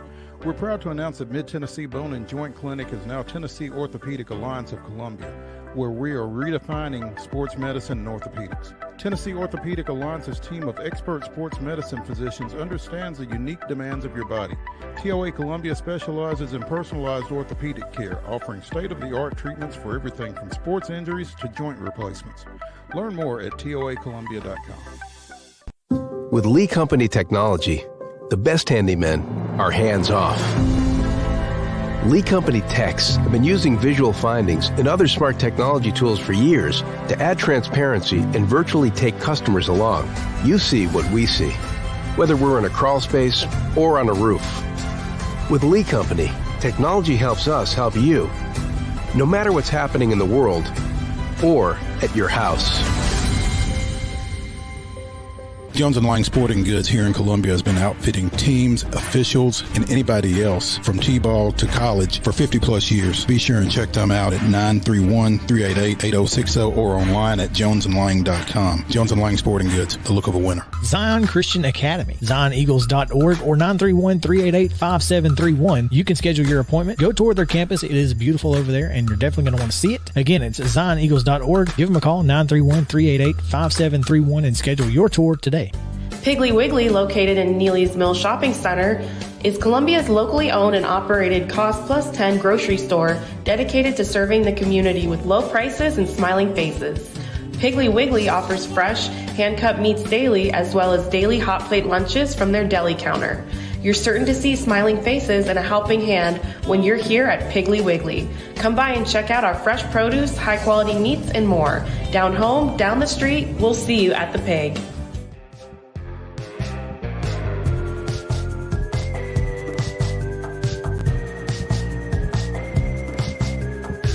Throwback Thursday continues here on Main Street Sports Today, presented by the Tennessee Orthopedic Alliance of Columbia. That's Wade Neely. I'm Maurice Patton. We are coming to you from the Lee Company studios of our respective homes. And I don't know about your home, Wade, but it's raining outside mine. Oof. No rain yet, but probably coming, which means trick or treat might be quicker than usual this evening. Yeah, I'm hoping it stays dry south, because I've got to go south for a football game later this evening. So maybe it's just up here. We'll see how that goes. Right now we are joined by Ben Arthur of Fox Sports. Talk a little Tennessee Titans and AFC South. Ben, good afternoon. Good afternoon, guys. How's it going? What's up, Going Ben? pretty well, man. Hey, appreciate you taking some time to visit with us. The Titans are hosting New England on Sunday, and the good news is that this could be a get-right game for the 1-6 Titans. The bad news is the 2-6 Patriots are probably looking at it the same way. Yeah, this is on paper, this is one of the least entertaining matchups we've probably of the entire NFL season. So, I mean, it could be looked at from both sides, right? Like an opportunity for the Titans to get back on track after just getting blown off the brakes in Detroit, and then for the Patriots too. I mean, we all know how their season is gone. So, and Titans could have Will Levis back. So that could be a good sign as well. And maybe Tajay Spears back in the Is it though? What was that? Is it though a good sign with Levis? Yeah. well, I mean, I think we can agree, Mo, this season isn't really going anywhere for the Titans, right? And you need to know what you have in Will Levis. I mean, we might get to this, but the whole Anthony Richardson situation in Indy, like, I think that's a mistake. I mean, you take a guy high, and I know with the Titans case, I mean, Levis was a second-round pick, but I mean, young quarterback. He's still only started, 14 or 15 games at this point. You need to know. You need to give him the year. I'm still kind of on that train, and we haven't really seen much of a difference in the Titans with Mason Rudolph on the field, and this season isn't really going anywhere as I said. And so either Levis, if he comes back this week, he starts to string together some positives on the field, or he continues to struggle, and that makes the decision coming next spring all the more easier. So I'm definitely on board with playing Levis. I was being a little facetious, but yes, you are absolutely right, and we are absolutely going to get to the Richardson situation here. But yeah, you're right, and I mean that was laid out basically from the onset of this season, that 2024 is all about finding out whether Will Levis is long-term the guy. I feel like there's probably enough of a sample size that the answer to that is no, but you are probably right. He probably does deserve the year to, maybe grow out of some things. I don't know. I don't hold out much hope for that, to be honest, but again, I'd agree with you. Yeah, and that's totally fair, Mo. But I think just with the way this Titan season has gone, I think that makes the decision easier to just kind of see what happens, right? Like clearly, when the Titans were constructing this team in the offseason, they thought they would contend, right? That's why you pay all that money for Lloyd Cushenberry, Calvin Ridley, Tyler. Well, you got Tyler Boyd, but who is it? Well, L'Jarius Sneed. You trade for Sneed. Trading for Ernest Jones. Yep, that too. You signed Tony Pollard. All these moves, right? This is not a team that in the offseason was thinking, oh, we're just going to tank. They were going to try and win, but clearly that's not happening. And so I think that makes the decision even easier to just let it rock with Will Levis for the rest of 2024. My question, Ben, is at what point do the wins become maybe what you don't want? I know you may not hear the franchise publicly say that, but at some point, if you're going to be that bad, or if the record is that bad, as a Jets fan, I know all about tanking incorrectly as well. So at what point do you maybe say, okay, the rest of the year is just literally about talent evaluation, and then also keep games competitive, but maybe you're not upset if you lose those games also? Yeah, that's a conversation we're going to have more here for the Titans as we get into November and into December eventually. And I think it kind of goes back to Levis too, right? Like if he starts to I don't know that this will happen, but if he starts to start stacking some good games, maybe you because you want to obviously be high in the draft regardless, but if he plays up to the point to where now you don't even know that you want to draft a quarterback, then that changes the calculus, right? Like if you start stringing together 3-4 wins in a row when Levis looks like a guy, then all of a sudden, okay, maybe we just address right tackle or something like that, as opposed to looking at a Shedeur Sanders or whoever the quarterbacks are going to be at the top of the draft. So it really depends on how, first of all, once Levis gets healthy, but also like what he looks like, because I think that's going to be a big determinant in kind of how Brian Callahan, Rand Carthon start to evaluate that calculus for sure. I'm fascinated to see how that situation plays out. I guess, Ben, if we're kind of scrapping for positives, even in the last couple of weeks, there haven't been a ton, but who's maybe a player or two that even at this point in the season, maybe other than Sweat, who I think everybody feels pretty confident about, but who are some other players that maybe have kind of emerged that, we're going to keep this guy for next year. Let's see how we can develop him, at least in your mind. Well, first of all, I think seeing Calvin Ridley erupt like that in that was nice. Quarter, yeah, that was nice. So, and you're going to have him, right? You just gave him $50 million fully guaranteed, essentially. So he's going to have to be here, and to see him kind of get in that rhythm, that's a positive for one of the veterans. Jarvis Brownlee Jr. is a guy I've liked a lot, especially with Cheeto Awuzie being down and L'Jarius Sneed being out. I mean, he's a guy who I think has shown some good things. Tony Pollard has really been consistent the whole year, right? Like he's looked really good. And honestly, the Titans offensive line has been playing better. The right tackle spot is still a circus, but from left tackle to right guard, it's actually been probably a lot better than fans want to admit or to talk about. I saw the Titans just put out how since week 4, they've actually allowed I think it's the fewest sacks in the league. So, I mean, that's a positive, right? So I think, from a whole team perspective, that stands out from players. I mentioned really Tony Pollard, but yeah, in terms of the young guys, Sweat, of course, as you said, Awuzie, those 2 guys, and Latham continues to. I think he's been playing, continuing to get better each and every week. So. Ben Arthur of Fox Sports joining us here on Main Street Sports today, presented by the Tennessee Orthopedic Alliance of Columbia. Ben, we saw DeAndre Hopkins get traded to Kansas City. We saw Ernest Jones get traded to Seattle. Trade deadline is what, Tuesday? Is that right? It is on the election day, so that's Tuesday, right? Yeah. Do you feel like the Titans are done moving people? And if not, who else might be a candidate, would you think?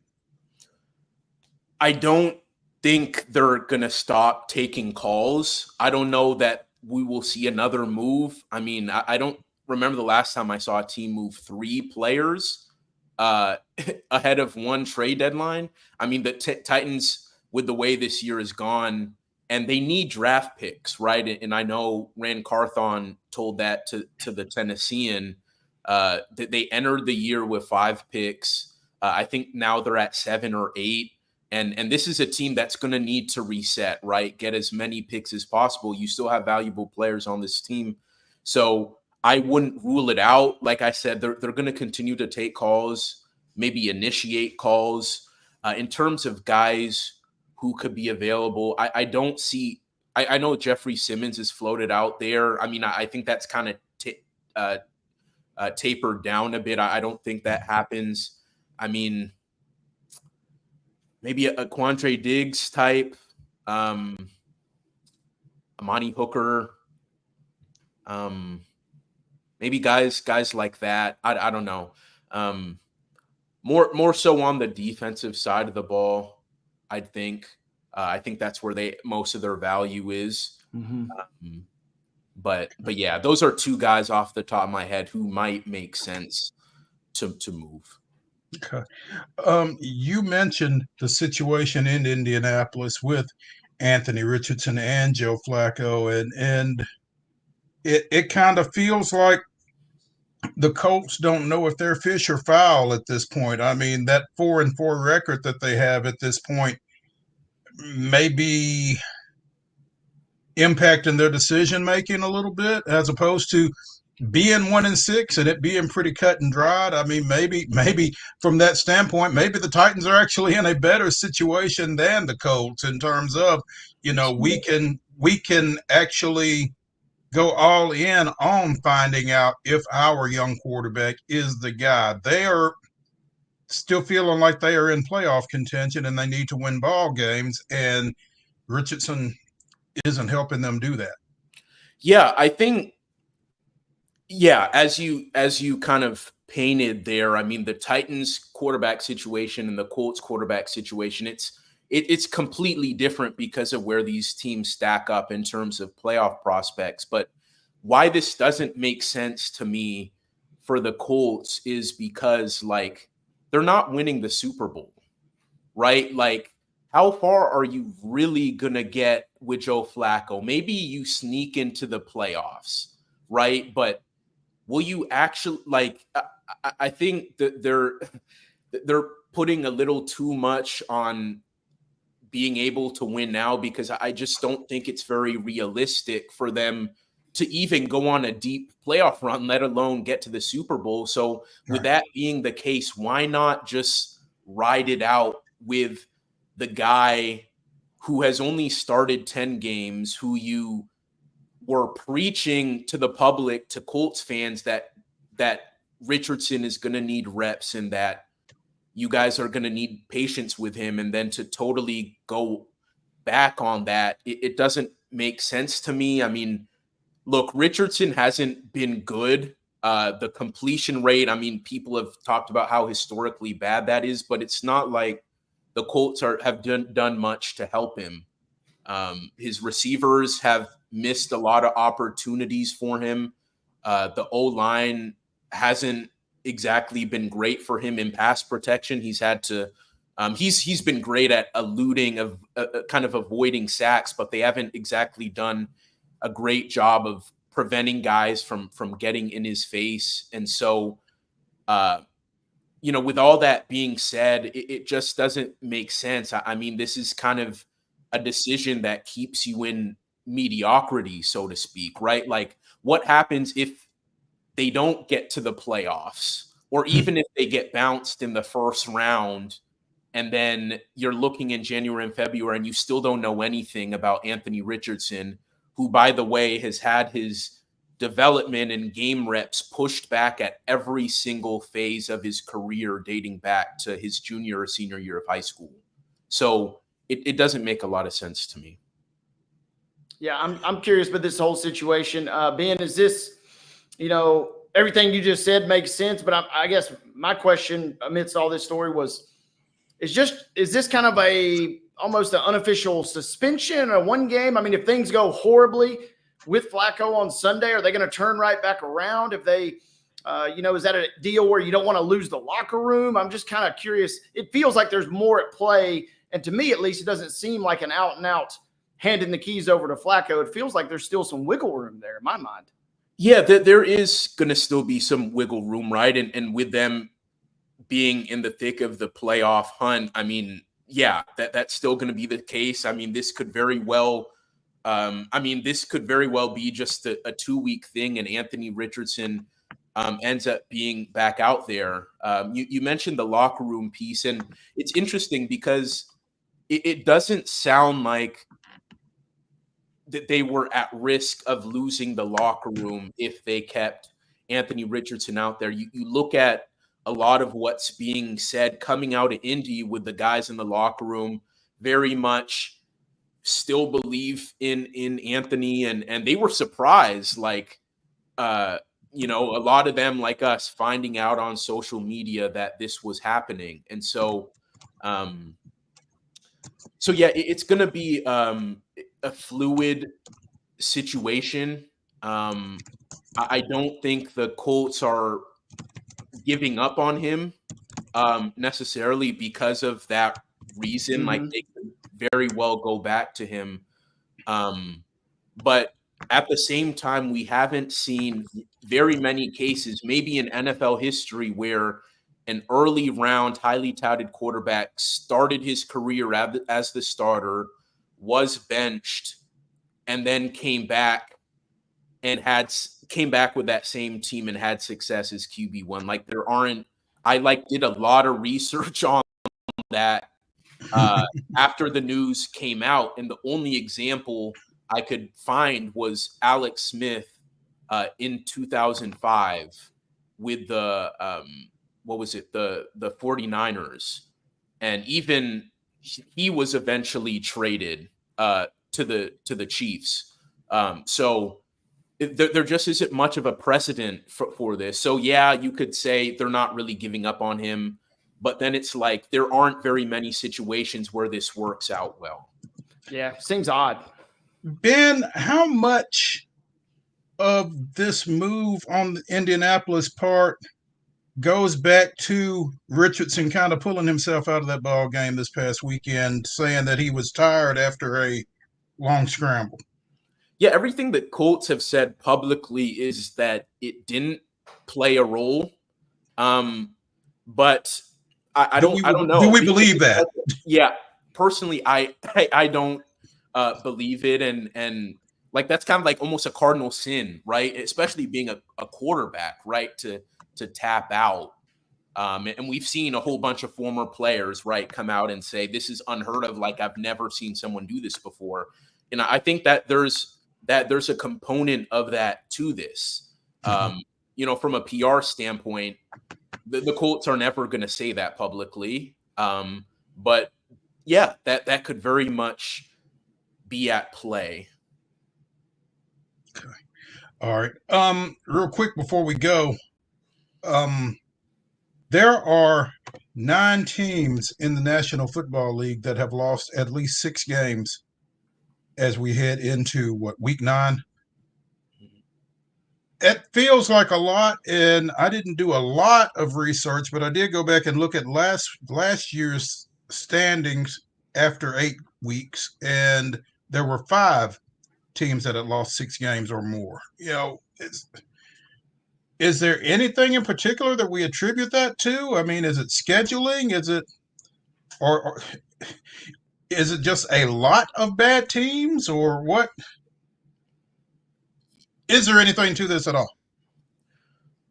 It's hard to say. I think where I go to is the fact that this year we're starting to see the NFL's cyclical nature again, right? Like the last few years we had seen kind of the explosion of the passing attacks, right? But this year we're starting to see defenses adjust to that and teams maybe looking like they're having to grind out wins more, the product not looking as clean.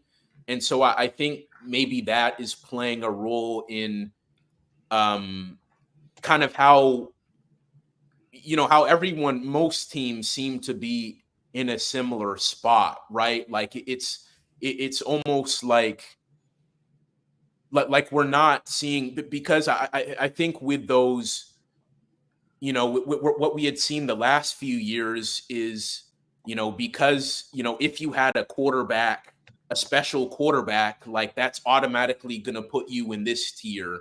And if you didn't, you're going to be over here. But because of the way defenses have adjusted, it's like a lot of those even special quarterbacks have been neutralized in many ways. And I feel like that's brought the parity, whatever word you want to use, brought it closer to the middle. And so I think what we're seeing is a manifestation of that. Great. Sounds good. Ben Arthur of Fox Sports joining us here on Main Street Sports Today, presented by the Tennessee Orthopedic Alliance of Columbia. You can find him on Twitter at Ben Y. Arthur, one word. Ben, we appreciate it. Where are you going to be this weekend? Nowhere. I will be monitoring multiple games from home this week. So enjoy that. Appreciate it. Appreciate Sounds good, Ben. We appreciate it. We'll catch up with you soon. Sounds good. Thank you, guys. All right. Hey, when we come back to the Lee Company studio for the final segment of Throwback Thursday here on Main Street Sports Today, presented by TOA of Columbia, Wade and I will jump into the grab bag and see what we can pull out, or the Halloween pumpkin, maybe, as the case may be. So stay tuned.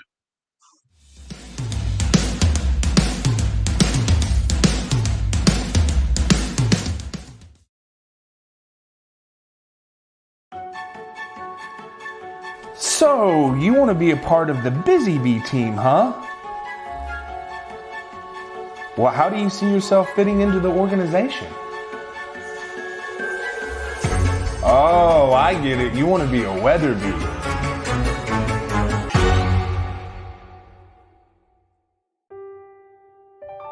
This holiday season, the largest lantern festival in the country returns to Nashville Zoo. Experience more than 1,000 all-new, handcrafted lanterns, towering creatures, magical worlds, and a North Pole village. At the center of it all, the Smashville Ice Rink. Welcome back to Zoolumination at Nashville Zoo. Bigger, brighter, and better than ever.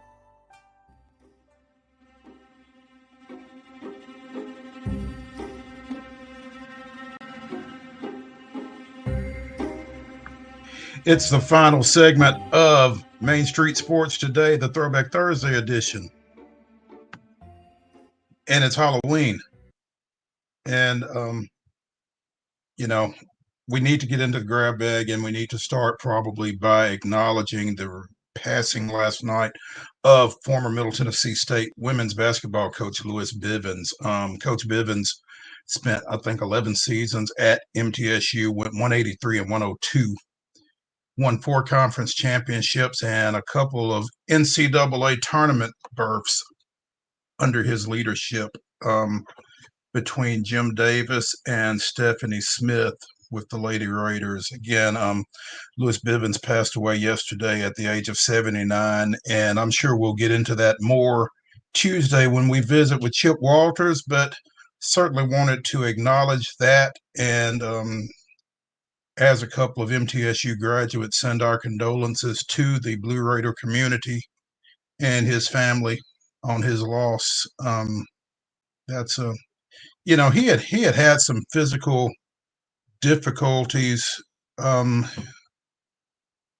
during his coaching career, actually, and battled through that. And again, had a lot of success over at MTSU, but passed away yesterday at 79.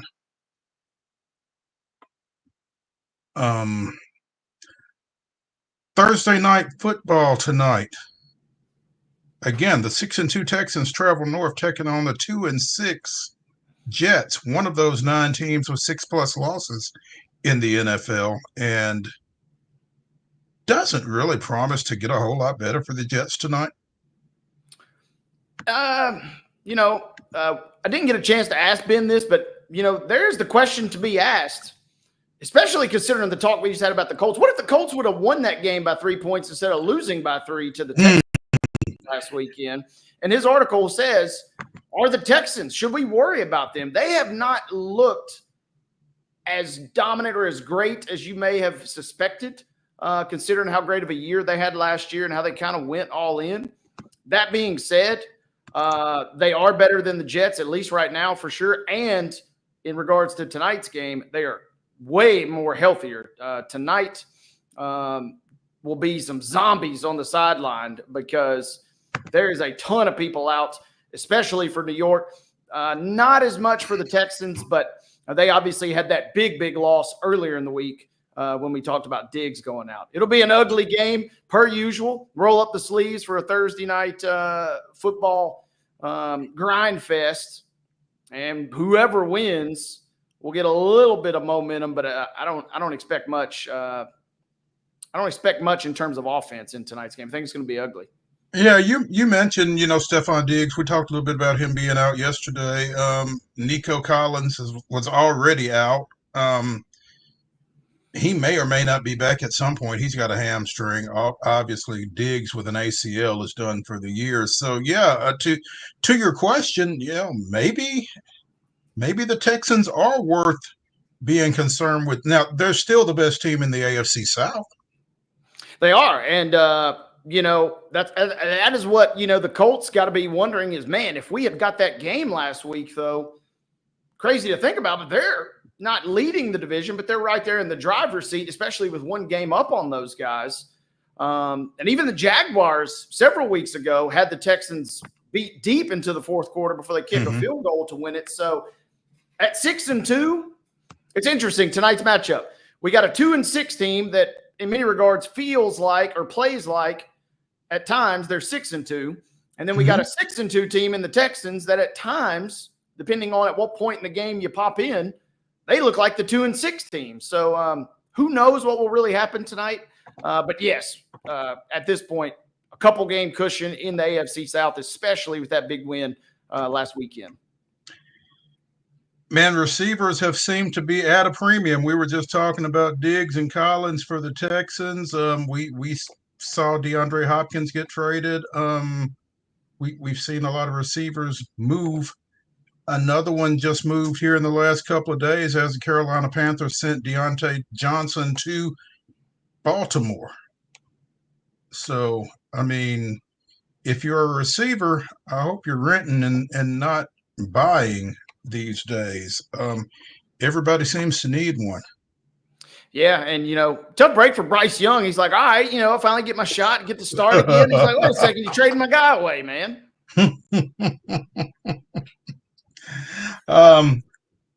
Bryce Young aside, I think Johnson's going to be in a better situation.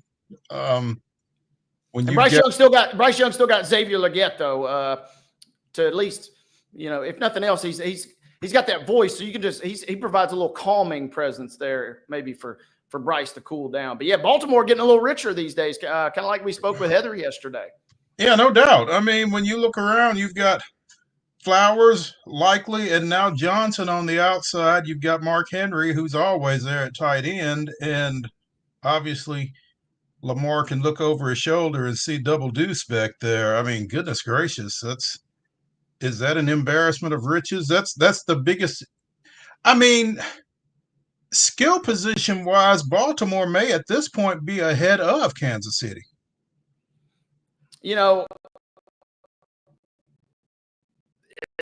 It's not out of the realm of possibility. The interesting thing I was getting ready to say, Zay Flowers has by far been their most explosive threat.